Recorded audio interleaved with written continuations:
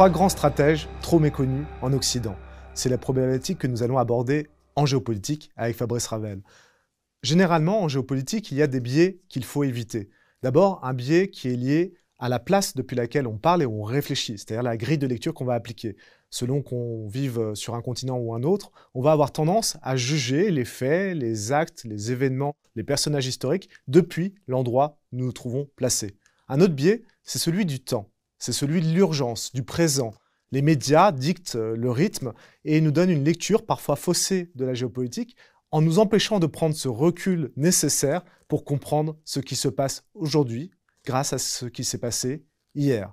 Alors c'est justement ce mouvement que nous allons effectuer en mobilisant trois grands stratèges qui sont méconnus en Occident. Alors méconnus, mais pas de tous, et c'est justement l'objet que de les faire connaître à un plus grand nombre. Et bien sûr, en Occident, signifie aussi que c'est des penseurs qui sont utiles pour comprendre le fil de l'histoire géopolitique depuis l'Antiquité jusqu'à nos jours. Pour répondre à ces questions et mobiliser ces stratèges, nous retrouvons Fabrice Ravel. Bonjour Fabrice. Bonjour Olivier, bonjour à toutes, bonjour à tous. Alors, un petit point méthodologique. On va aborder trois grands stratèges, mais plutôt que de les mettre en comparaison, en ordre de hiérarchie, on va appliquer la chronologie. Mais une chronologie inversée. On va commencer par le plus récent pour aller vers le plus ancien.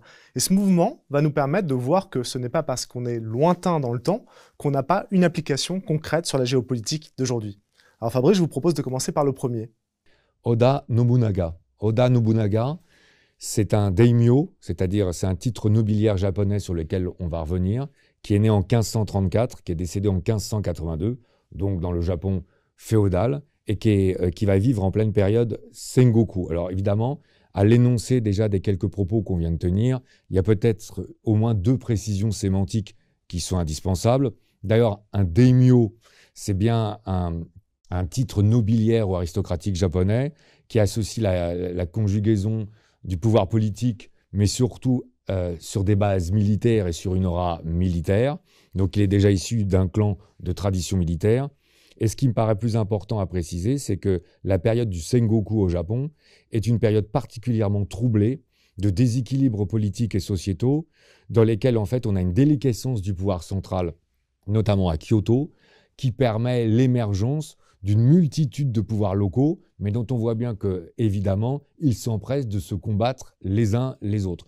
Alors, la première chose qu'il va être amené à faire, c'est d'essayer d'abord d'affermir son pouvoir au sein de son propre clan et de ses propres territoires, parce qu'on peut imaginer que dans le cadre qu'on vient d'évoquer, il y a évidemment des luttes d'influence, des jalousies, des trahisons, et donc il y a déjà un certain temps pour lui pour qu'il puisse asseoir son pouvoir. La bataille majeure ou le premier événement qui va vraiment commencer à attirer l'attention sur son nom et sur son aura a lieu en 1560. C'est la bataille d'Oke-Azama.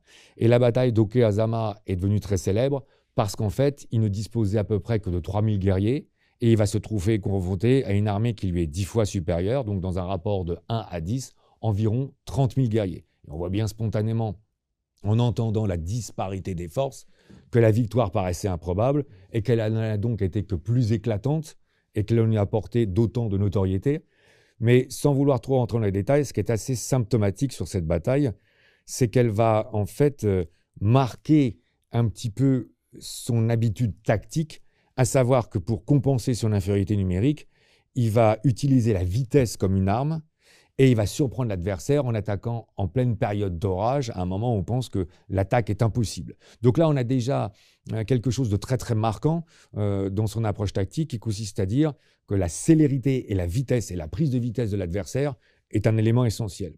Dans la continuité de cette victoire, il va affermir de plus en plus son pouvoir, étendre sa puissance au niveau géographique jusqu'en 1568.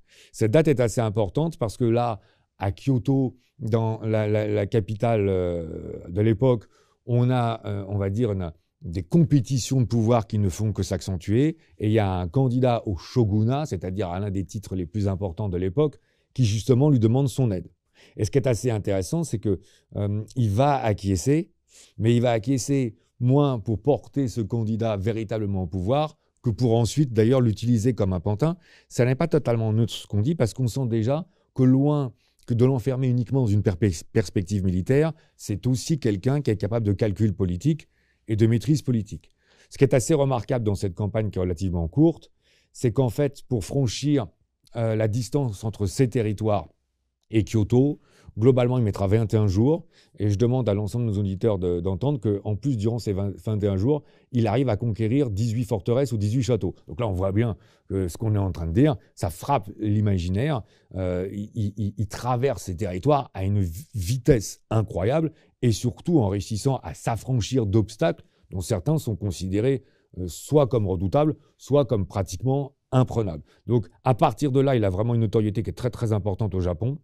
Et à partir de là, jusqu'en 1582, il ne fera qu'accroître cette notoriété et cette autorité. C'est ce qui fait que d'ailleurs, dans le Japon, on considère qu'il fait partie des 3 grands daimyo qui ont plus que contribué à donner une organisation centrale et une sorte d'unification du Japon. Alors en 1582, sa mort est un peu surprenante, mais là aussi, me semble-t-il, elle va renforcer sa notoriété parce qu'il est en train d'évoluer en plein à l'intérieur de ces territoires. Et alors qu'apparemment les dangers semblent très éloignés et qu'il est en train de se recueillir dans un temple près de Kyoto, en fait, il est plus ou moins trahi par certains de ses alliés. Il est assailli et comme il a peu de gardes l'accompagnant parce qu'il était assez sûr, finalement, il préfère faire ce qu'on appelle en japonais seppuku, c'est-à-dire se suicider, que de tomber en leurs mains. Et on voit bien que là, dans l'esprit japonais de l'époque en particulier, c'est une telle mise en pratique des questions d'honneur que ça ne va faire que renforcer son autorité. Donc là, on voit bien qu'on a affaire effectivement à un nom qui n'est pas si couramment cité en Occident. Et si on veut dresser un bilan, ce qu'il faut comprendre pour bien comprendre sa personnalité, c'est qu'effectivement, on ne doit pas s'arrêter uniquement à la dimension militaire. Dimension militaire, il y a, parce qu'il a révolutionné en fait tout ce qui a trait à la tactique militaire et à la stratégie militaire au Japon. D'abord en termes d'équipement, en équipant ses troupes de longue lance, avec les premières armes à feu, en commençant à cuirasser ses premiers navires, et donc en appuyant sa tactique de façon réfléchie sur une approche qui a tendance à privilégier la vitesse. Mais au-delà de ça, c'était quelqu'un qui s'intéressait à la microéconomie, à la macroéconomie, qui a favorisé les échanges avec les pays extérieurs, on pense notamment au Corée, à la Chine, même avec les prémices d'échanges avec les Européens. C'est quelqu'un qui était très attaché aux arts, à l'art du thé, qui se plaisait à jouer des parties de Go. Donc on a affaire à quelqu'un de très raffiné, mais comme souvent au Japon, ce qui est un peu difficile à comprendre l'Occident, c'est que ce raffinement ne s'oppose pas à la conjugaison avec une extrême brutalité, puisque son surnom, c'est aussi le roi démon. Et donc, en fait, ces combats s'accompagnent de brutalité terrible, avec des massacres entiers de populations, femmes et enfants compris. Parfois, il va à l'assaut de monastères religieux. Donc, on est aussi face à quelqu'un d'une extrême brutalité, sans aucune sensibilité au pouvoir politique. Et c'est ce qui fait qu'il a quand même un héritage qui est encore aujourd'hui assez controversé, parce que finalement, il y a 2 grandes lignes de lecture. Peut-être d'ailleurs s'associe-t-elle plus qu'elle ne s'oppose.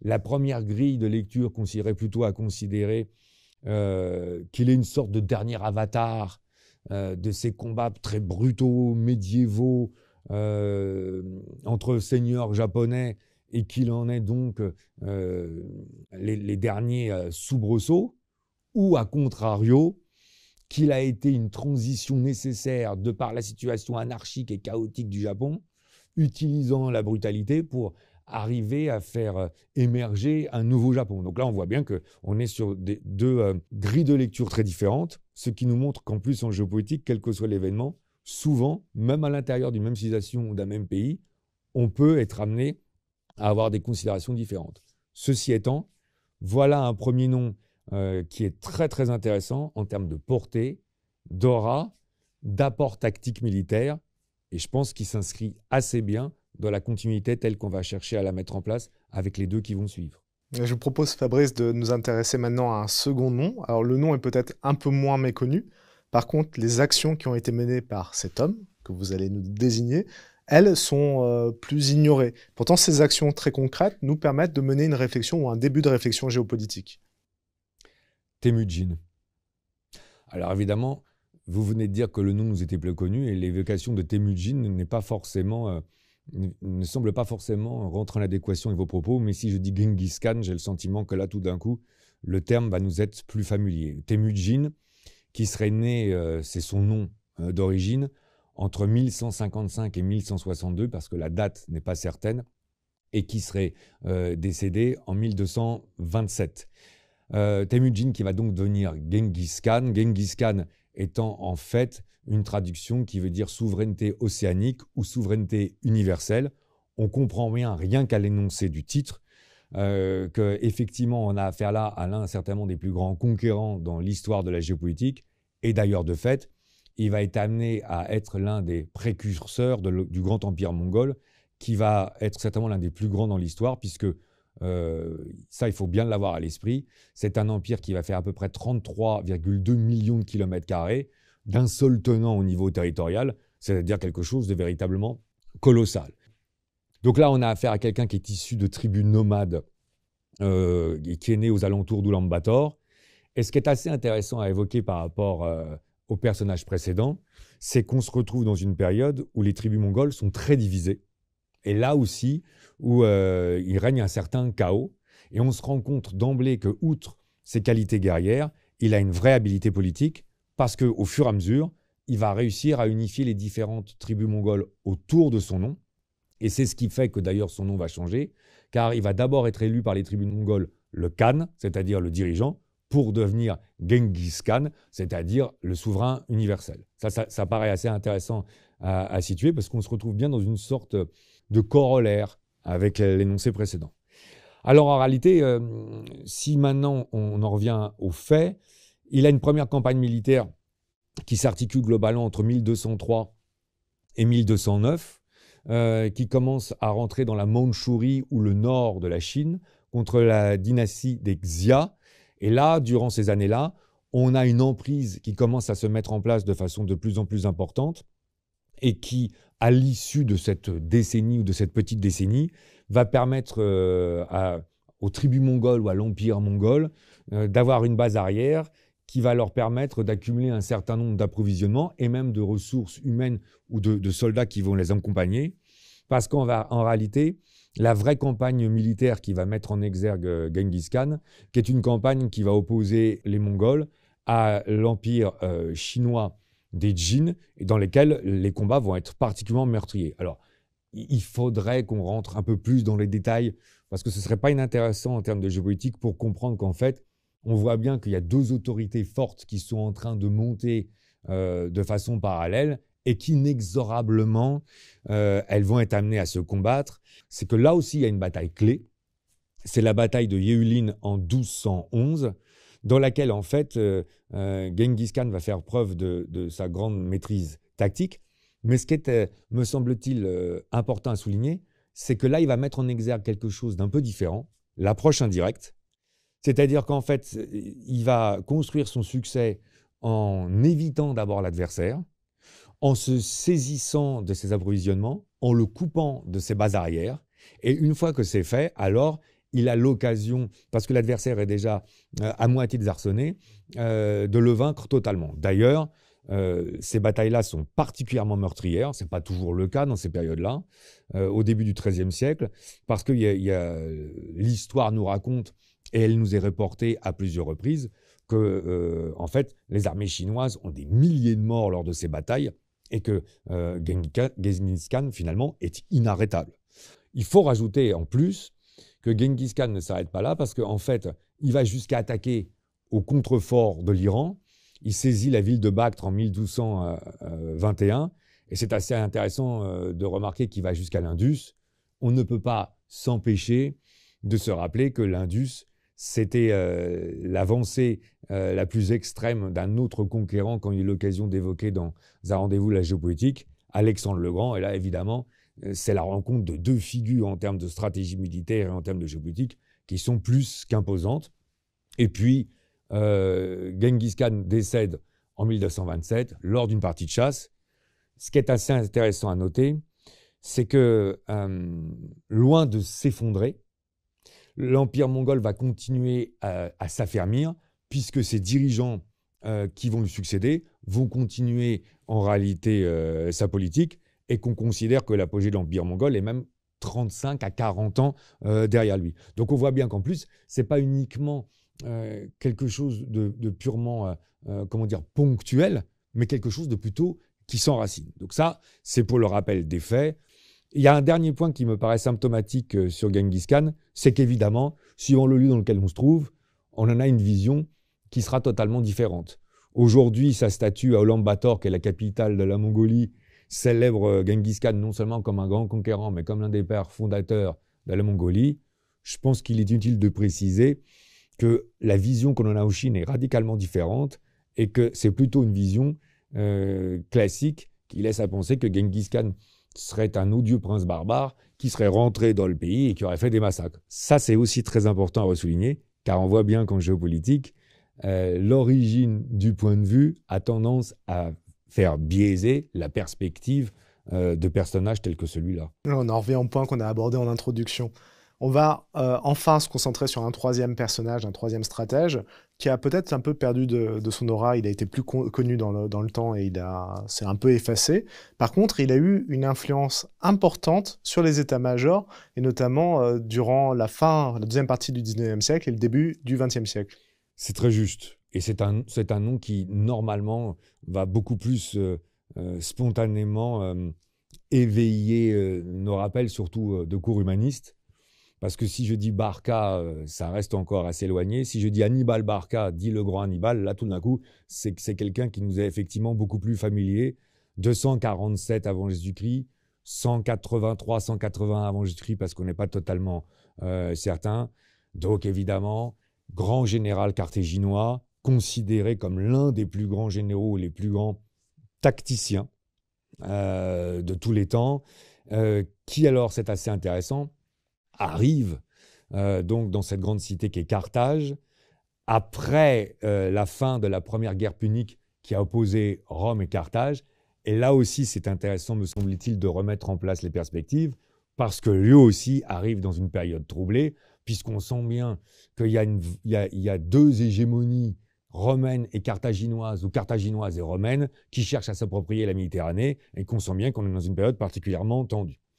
Alors, si on en vient maintenant aux faits, alors là, les faits sont assez incroyables, parce qu'à partir de 218, à la fin de 218 avant Jésus-Christ, Hannibal décide, lui, de porter la guerre directement sur le territoire italien aux Romains. Et plutôt que de passer par la mer, alors qu'il sait que l'ascendant de Carthage a vécu et que c'est plutôt maintenant les Romains qui maîtrisent les mers, il décide de passer par l'Espagne, de franchir les Pyrénées, de longer la côte de la Méditerranée par la Narbonnaise. Et l'épisode est très connu, notamment parmi les peintres, parmi les humanistes. Il franchit les Alpes. Donc c'est une épopée, parce que je vous garantis que c'est déjà presque un exploit sportif. Il y a des images où il y avait quelques-uns de ces éléphants qui servaient d'ailleurs plus au transport qu'au combat. Et il faut imaginer les troupes d'Hannibal mis en difficulté par la météo, par le relief, qui d'ailleurs arrive déjà pratiquement exsangue dans le nord de l'Italie, dans la plaine du Pô, avant même que d'avoir commencé les combats. Je rappelle bien sûr que ça va inspirer beaucoup, beaucoup plus tard celui qui sera alors à l'époque un très très jeune général, j'ai nommé Napoléon Bonaparte, sur ses campagnes en Italie en 1795. Donc là, on voit bien déjà l'emprise du personnage. Et puis alors, une fois qu'il rentre sur le territoire romain, il commence par accumuler les victoires. Tessin, Trébie, et puis plusieurs autres, jusqu'à la très très grande campagne qui a lieu en août 216 avant Jésus-Christ, la bataille de Cannes. Alors, je reprécise, ne pas confondre, c'est une ville qui est située dans le sud-est de l'Italie, dans les Pouilles. Et là, en fait, ce qui se passe, c'est que les Romains, vexés, humiliés par cette accumulation de défaites, mobilisent une armée comme rarement. Alors là, les chiffres oscillent, évidemment, mais on considère entre 80 000 à 100 000 hommes, parce qu'en fait, ils veulent laver l'affront et ils veulent absolument, définitivement, détruire Hannibal. Et là, ce qui se passe, c'est qu'Hannibal leur tend un piège. Donc là, c'est l'encerclement. Et le jour de la bataille de Cannes, en fait, Hannibal laisse le cœur ou le corps de sa première ligne se laisser enfoncer. Et je pense que tout le monde devine la suite. En réalité, ça n'est que pour renforcer davantage la portance de ses ailes et le début de l'encerclement, qui sera parachevé par la cavalerie carthaginoise. Et à la fin de la journée, les pertes romaines sont abyssales. On considère que c'est 20 000, 25 000 hommes. Parfois, les chiffres sont plus élevés. C'est des chiffres, je vous prie de le croire, qui sont hors toute mesure dans l'Antiquité. Le consul romain meurt, 80 sénateurs romains meurent, et il y a 10 000 Romains qui sont amenés en esclavage. Donc c'est un choc terrible, et c'est une victoire qui va avoir un aura, qui va traverser non seulement les années, les âges, mais les siècles. On va y revenir.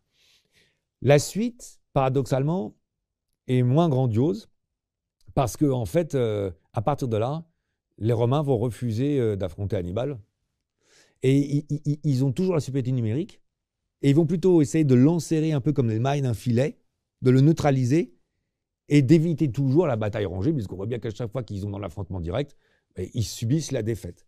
Donc en fait, on va avoir Hannibal qui va rester à peu près une dizaine d'années dans la péninsule italienne, mais dont la puissance va s'éroder au fur et à mesure. On en dira peut-être un mot tout à l'heure, parce qu'il y en a des raisons qui sont, me semble-t-il, pas assez expliquées.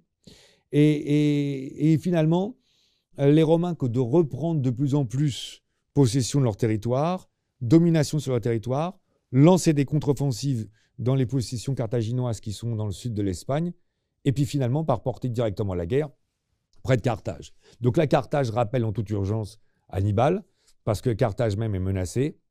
C'est la bataille de Zama en 202 avant Jésus-Christ. Mais là, évidemment, ça aussi c'est intéressant en termes de géopolitique. Hannibal se propose de déployer la même tactique, mais les consuls romains ont travaillé, et en réalité c'est un désastre, car les Romains ne se laissent plus du tout abuser, et ils renversent même pratiquement la tactique d'Hannibal contre lui. Donc en fait, il perd pratiquement 30 000 à 40 000 hommes pour à peu près moins de 2 000 pertes romaines. C'est la défaite de Carthage, c'est la fin de la deuxième guerre punique, et à partir de là, Carthage, pour avoir la paix, accepte de ne plus avoir d'armée, accepte de ne plus avoir de marine. Quand on sait la fin de Carthage sur la deuxième guerre punique, là aussi, ce serait source d'inspiration. Ce n'est pas l'objet du jour. Et ce qui est assez intéressant, c'est que Hannibal, finalement, trahi par une faction politique carthaginoise, est obligé de choisir l'exil. Et il a une pérégrination qui le conduit de cité en cité ou d'État en État. Et à un moment, il est obligé de se suicider parce qu'il y a un roi qui l'accueille et dont il a bien compris que tout d'un coup, c'est peut-être plus pour le mettre dans la main des Romains que pour le protéger. Donc, c'est la fin d'Hannibal entre 183 et 181 avant Jésus-Christ. Là, il y a plusieurs enseignements qui sont indispensables à mettre en place. D'abord, on a été très très dur à son endroit. Parce qu'on a considéré que, certes, c'était un très bon tacticien, mais que finalement, c'était un très mauvais stratège. Et là, Hannibal, c'est peut-être le personnage clé, ce qu'on s'efforce de faire très souvent en cours de géopolitique, pour bien mieux mesurer la différence entre tactique et stratégie. Car là, on se rend bien compte qu'on peut accumuler les victoires militaires, mais que finalement, on n'arrive jamais à vaincre l'adversaire, politiquement, et d'ailleurs, à le vaincre et à remporter la guerre.